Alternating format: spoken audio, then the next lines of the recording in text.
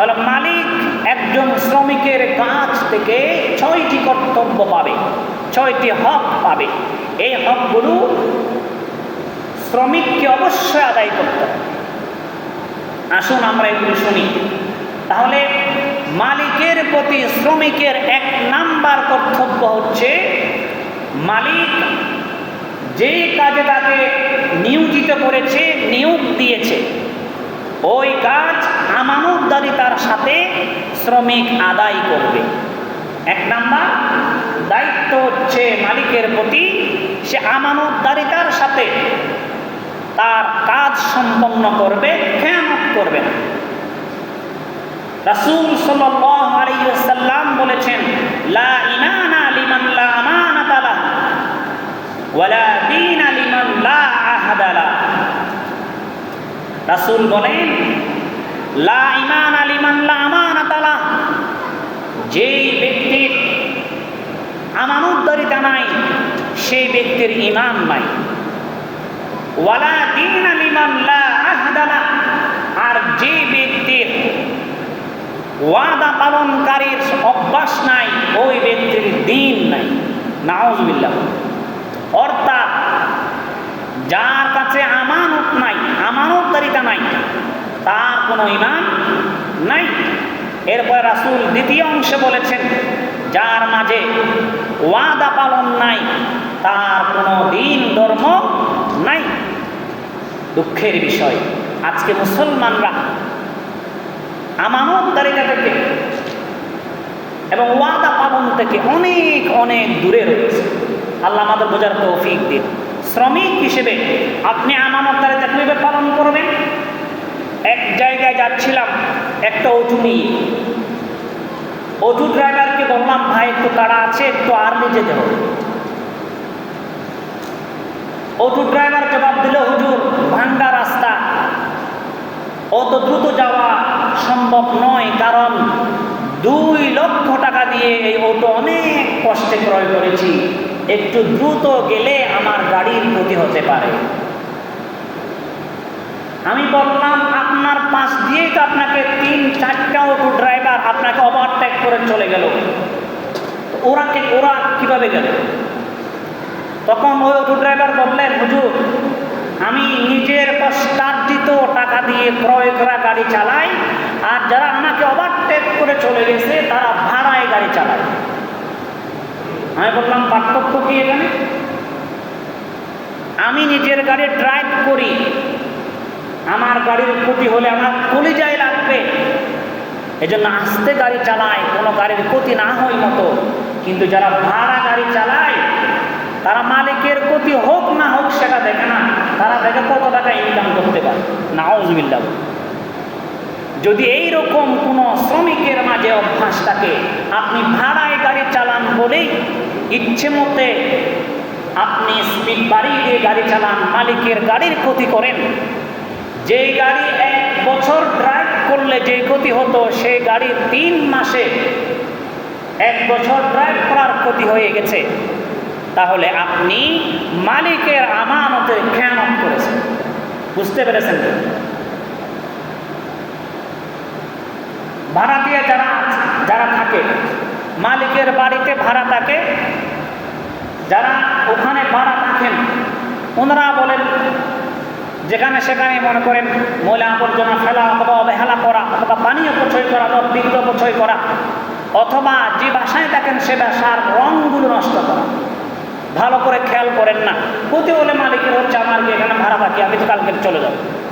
যদি এই ধরনের কোনো মন মানসিকতা লালন করে থাকেন, আপনি নিজের ঘরে যেমন করে নিজের ঘরকে যত্ন করতেন, ঠিক তেমনভাবে আপনাকে মালিকের ঘরে ভাড়াটিয়া হিসেবে থাকলেও যত্ন করে আপনাকে সেই বাসা বাড়ির যত্ন আপনাকে নিতে হবে। মালিকের কোনো ক্ষতি করতে পারবেন না।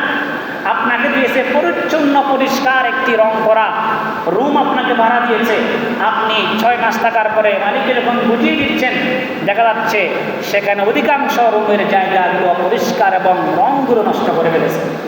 তাহলে আপনি কি করেছেন? মালিকের হক নষ্ট করেছেন, আমানতদারিতা খেয়ানত করেছেন। অথবা কোনো দোকানের কর্মচারী মালিক দোকানে থাকলে যেভাবে কাস্টমারের সাথে কথা বলে, টেবিল পরিষ্কার পরিচ্ছন্ন রাখে, মালিক না থাকলে সেই পরিমাণ কাস্টমারকে কদর করে না। আছে না এরকম? এবং সেভাবে পরিষ্কার পরিচ্ছন্ন রাখে না, যেই পরিমাণ সেবা দেওয়া দরকার সেই পরিমাণ সেবা আপনি দেন না। তাহলে মালিকের অনুপস্থিতিতে আপনি একরকম সেবা দেন, মালিকের উপস্থিতিতে আরেক রকম সেবা দেন, তাহলে আপনি মালিকের উপস্থিতিতে আমানত খেয়ানত করেছেন। অথবা দিন মজুর কাজ করতে কেউ যদি যায়, মালিক থাকলে ভালো করে কাজ করেন, মালিক না থাকলে ঘন ঘন রেস্ট নিয়ে চোখের আড়ালে, মালিকের দৃষ্টির আড়ালে আপনি কাজের ক্ষতি করেন, কাজ কম করেন, তাহলে আপনি মালিকের ক্ষতি করেছেন, আমানত খেয়ানত করেছেন। বুঝতে পেরেছেন কিনা? 1 নাম্বার। 2 নাম্বার, মালিকের প্রতি শ্রমিকের কর্তব্য যথাযথভাবে দায়িত্ব পালন করা। আপনাকে মালিক সকালবেলা এসে বুঝিয়ে দিয়েছে সকাল 8টায় দোকান খুলতে হবে, রাত 10টায় দোকান বন্ধ হবে। মালিক আপনাকে বিশ্বাস করে সেই দোকানে অথবা সেই অফিসে আপনাকে নিয়োগ করেছেন। আপনি 8টার অফিস করেন 10টায়, এটা কি যথাযথ হইলেও বলেন? 8টার অফিস যদি আপনি 10টায় আসেন, 10টায় দোকান বন্ধ করার কথা বা অফিস বন্ধ করার কথা, অথবা বিকেল 4টায় অফিস বন্ধ করার কথা, সেই জায়গায় আপনি যদি 3টায় অফিস থেকে চলে যান, আপনি যথাযথভাবে দায়িত্ব পালন করেন নাই। এজন্য আল্লাহ তাআলা বলেছেন, রাসূল সাল্লাল্লাহু আলাইহি ওয়াসাল্লাম আল্লাহ তাআলার ভালোবাসার ঘোষণা দিয়েছেন, ইন্নাল্লাহা তাআলা ইউহিব্বু মিনাল আমিলি ইযা আমিলা ইহসিন। আল্লাহ তাআলা ওই শ্রমিককে বেশি ভালোবাসেন যেই শ্রমিক যথাযথভাবে মালিকের দেওয়া কাজ সম্পন্ন করেন। সুবহানাল্লাহ। তাহলে আমরা যদি 9টার অফিসে 10টায় আসি, 4টার অফিস বন্ধ হওয়ার কথা, সেই জায়গায় যদি আমি লাঞ্চ করার সময় চলে গেছি আর আসি নাই, এটা কি যথাযথভাবে অফিস করা হলো বলেন? অথবা যারা শিক্ষক আছেন, ছাত্রদেরকে 40 মিনিট ক্লাস করার কথা, আপনি সেই জায়গায় যদি কথা বলে সময় নষ্ট করেন, অথবা আপনি ক্লাসে 5 মিনিট লেটে যান, আপনি ছাত্র ছাত্রীদের হক নষ্ট করেছেন। আপনি যে বেতন নেবেন যথাযথভাবে দায়িত্ব পালন না করে, সেই বেতন পরিপূর্ণ হক হবে না, হালাল হবে না। এজন্য যথাযথভাবে কাজ সম্পন্ন করতে হবে। 2 নাম্বার, মালিকের প্রতি শ্রমিকের কর্তব্য। এরপরে 3 নাম্বার হচ্ছে মালিকের সম্পদ চুরি না করা। এখন কিন্তু মালিকের সম্পদ চুরি আমাদের দেশে মনে হয় না, হয় কি হয় না? বেশি বেশি হচ্ছে। মালিকের সম্পদ চুরি করে শ্রমিকরা নিয়ে যাচ্ছে। এজন্য রাসূল সাল্লাল্লাহু আলাইহি ওয়াসাল্লাম ইরশাদ করেছেন, মানিস তা'মালনাহু আলা আমালিন ফারাযাকনাহু মিনহু রিজকা। যাকে আমরা কোনো দায়িত্ব প্রদান করেছি, কর্মচারী হিসেবে নিয়োগ করেছি এবং তাকে তার যথাযথ পারিশ্রমিক বুঝিয়ে দেওয়া হয়েছে, ফামা আখাযা বা'দু ফাহুয়া গালুল। যদি এর বাহিরে সে কোনো কিছু গ্রহণ করে থাকে, সেটা হবে চুরি। নাউযুবিল্লাহ। আপনার সাথে, মালিকের সাথে, আপনার অফিসের বসের সাথে চুক্তি হয়েছে, সেই চুক্তি অনুসারে আপনি নিযুক্ত হয়েছেন, মাস শেষে বেতনও পেয়েছেন, কিন্তু এর বাহিরে আপনি এক্সট্রা কিছু ফ্যাসিলিটি গ্রহণ করেন, এর বাহিরে আপনি অফিস থেকে বিভিন্ন কিছু আপনি নিয়ে যান, তাহলে সেটা আপনি চুরি করে নিয়ে গেছেন। হাদিসে বলছেন চুরি হবে। আপনি একটা স্থাপনায় কাজ করেন, সেখানে কিছু জিনিস পরিত্যক্ত অবস্থায় আছে, ধরুন সেটা ইট হতে পারে, বালি হতে পারে, কঙ্কর হতে পারে, অথবা পুরাতন কোনো টিন হতে পারে, লোহা হতে পারে, অথবা এই জাতীয় যে কোনো জিনিস হতে পারে। আপনি মালিককে না বলে, এগুলো পড়ে আছে বলে যদি নিয়ে যান, আপনি সুরের খাতায় আপনি নাম লিখিয়েছেন। আল্লাহ আমাদের মাফ করুন, সকলে বলি আমিন। এজন্য মালিকের সম্পদ চুরি করা যাবে। চুরি এখন অনেকভাবে হচ্ছে। আমার জানা এক ট্রাক ড্রাইভারের ঘটনা। ট্রাক ড্রাইভার থাকলে মনে কষ্ট নেবেন না। উনি ওনার গাড়ির জন্য যেই পরিমাণ তেল দরকার ওই পরিমাণ তেল নিয়েছেন।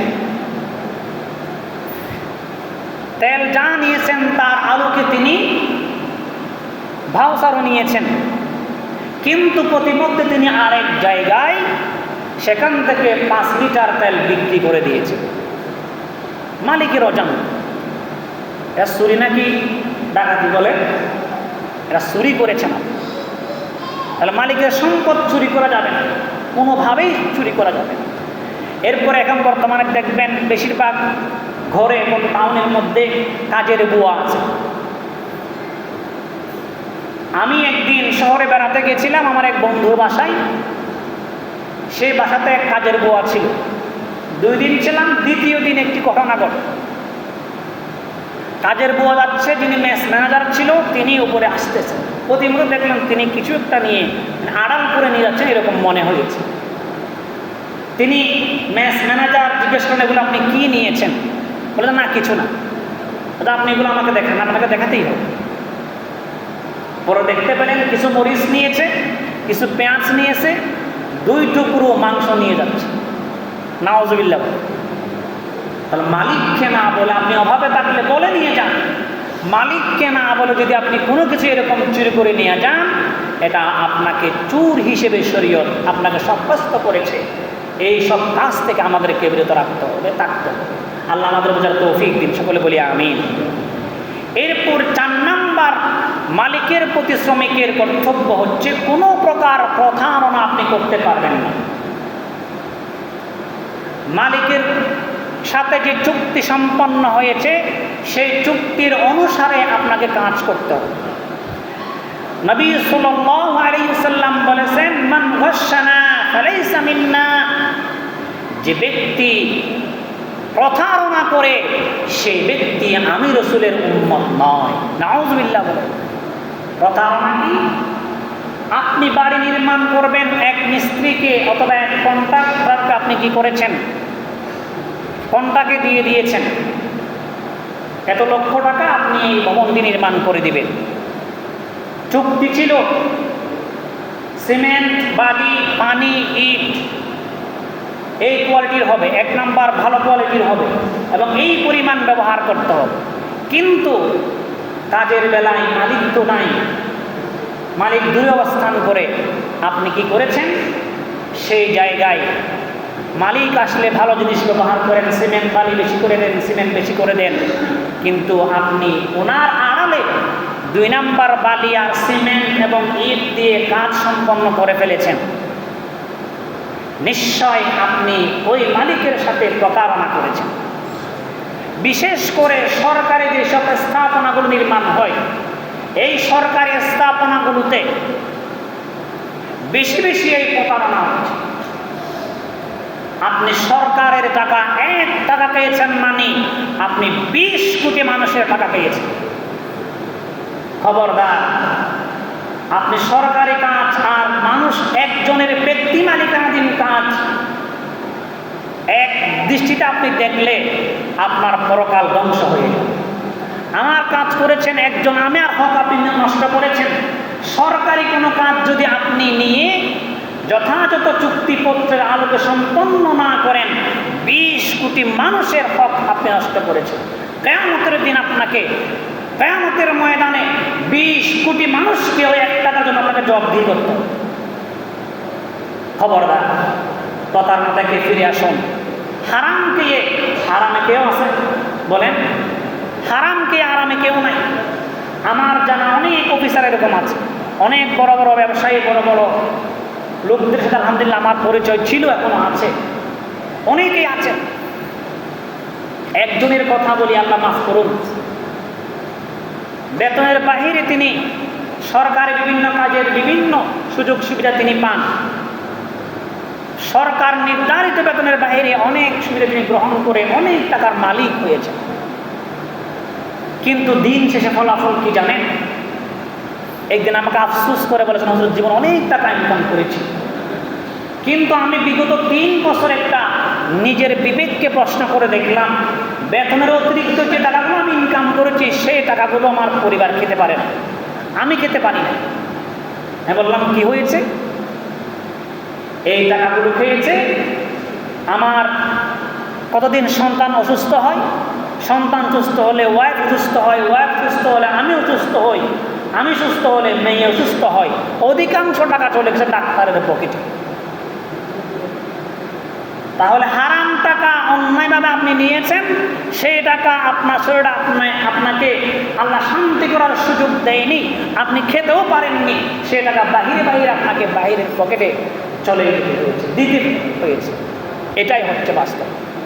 লক্ষ টাকা ইনকাম করে আপনি পরিবারে শান্তি পাবেন না। হক হালালভাবে আপনি অল্প টাকা ইনকাম করুন, শান্তিতে আপনি লাইফ লিড করতে পারবেন, শান্তি পাবেন।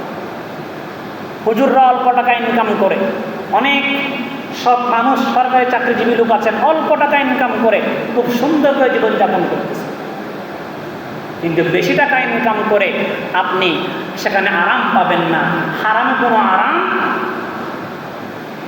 এরপর 5 নাম্বার মালিকের প্রতি কর্তব্য হলো, আপনি যে কাজ করবেন সেটা মালিকের কাজ মনে করে নয়, নিজের মনে করে সম্পাদন করা।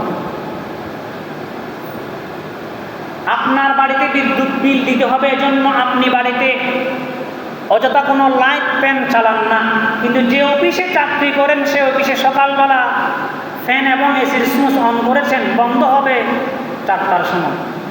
অফিসে থাকেন আর না থাকেন কোনো খবর নাই। নিজের বাড়িতে আপনি তো এরকম করে চালান না, কিন্তু অফিসে কেন চালান? বুঝতে হবে নিজের কাজ মনে করতে পারেন নাই, হারাম আপনার শরীরে। রাসূল বলেছেন, আলা কুল্লুকুম রাঈন ওয়া কুল্লুকুম মাসউলুন আন রাইয়াতি। প্রত্যেক মানুষকে স্ব কর্মে সে দায়িত্বশীল, তাকে জবাবদিহি করতে হবে। 7 নাম্বার দায়িত্ব হচ্ছে আখিরাতের সফলতার জন্য কাজ করা। প্রশ্ন হতে পারে, আমি শিক্ষা অফিসে চাকরি করি, আমি ইউএনও অফিসে চাকরি করি, আমি প্রাইমারি স্কুলে চাকরি করি, অথবা আমি অন্য কোনো ডিপার্টমেন্টে চাকরি করি, এখানে আখিরাতের আবার কী বিষয়? আপনি যতক্ষণ স্কুলে বসে থাকবেন ততক্ষণ ইবাদত, আপনি যতক্ষণ অফিসে বসে থাকবেন ততক্ষণ ইবাদত, সেটা আপনাকে বুঝে নিতে হবে।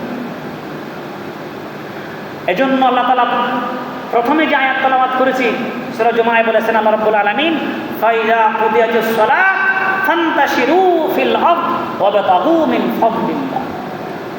আপনি সকালবেলা ঘুম থেকে উঠে নামাজ পড়েছেন, কোরআন পড়েছেন, 9টায় অফিস যথাসময়ে অফিসে উপস্থিত হয়েছেন এবং কোনো হারামের সংস্পর্শ আপনি নেননি, আপনি ওখানে সেই সকাল 9টা থেকে যখন 1টা বেজে গেল, আজান হলো, অফিস শেষ করে মসজিদে এসে নামাজ পড়লেন, আপনার ওই 1টা পর্যন্ত বসাটা সম্পূর্ণটাই জিকির করলে, নফল নামাজ পড়লে যে সওয়াব হবে ঠিক সমপরিমাণ সওয়াব আপনার আমল নামায় লেখা হবে। সুবহানাল্লাহ। তাহলে অফিসে বসে থাকবেন অথবা আপনি প্রতিষ্ঠানে ক্লাস করাবেন, অফিসের ফাইল সাইন করতেছেন, আপনার আমল নামায় প্রতিটি সাইনে সওয়াব উঠতেছে। যদি আপনি টাকা নিয়ে সাইন না দেন, হারামকে সাইন না দেন, কিন্তু হারামকে সাইন দিলে প্রতিটা আপনার কোনো গজব, উল্টা গুনাহ এবং জুলুম, হক নষ্ট করার অধিকার। এজন্য রাসূল বলেছেন, আমরা যেখানে কাজ করি সাধারণত আমরা সবাই কিন্তু শ্রমিক, এজন্য আমাদের সবাইকে আখিরাতের উপযোগী হয়ে কাজ করতে হবে। যে কাজের বিষয়ে রাসূল সাল্লাল্লাহু আলাইহি সাল্লাম বলেছেন, ওয়াল আবদুল মামলুকু ইযা আদ্দা হাক্কাল্লাহি ওয়া হাক্কা মাওয়ালি। বান্দার হক আদায় করেছেন, পাশাপাশি আল্লাহর হক আদায় করেছেন। রাসূল বলেন, লিল আবদিল মামলুকিস সালিহি আজরান। ওই ব্যক্তির জন্য আমার রাসূল 2টা পুরস্কারের ঘোষণা দিয়েছেন। একটা পুরস্কার আপনি মালিকের হক আদায় করেছেন, আল্লাহর হক নামাজ রোজা আদায় করেছেন, আর আপনি সেজন্য দুনিয়ার মধ্যে মাস শেষে বেতন পেয়েছেন। আল্লাহ বলেন, আমার বান্দা সৎ হওয়ার কারণে ওই বান্দাকে আমি আল্লাহ আখিরাতের মধ্যে পুরস্কৃত করব। সুবহানাল্লাহ। যে 6টি বিষয়ের কথা বললাম, আমরা মুসলমান হিসেবে আমরা সবাই কিন্তু সাধারণত আমরা সবাই কিন্তু শ্রমিক, আমরা সবাই কিন্তু যারা সরকারি চাকরি করে আমরা সরকারের কি কর্মচারী, সেই হিসেবে আমরা সাধারণত সবাই শ্রমিক হিসেবে এই 6টি কর্তব্য কর্মকর্তা বলেন, কর্মচারী বলেন অথবা দিনমজুর বলেন, সবাইকে আদায় করতে হবে। আল্লাহ আমাদের সবাইকে এই 6টি হক আদায় করার তৌফিক দান করুন, সকলে বলি আমিন। এবং আমরা গত জমায় শ্রমিকের অধিকার নিয়ে আলোচনা করেছি। 14টি হক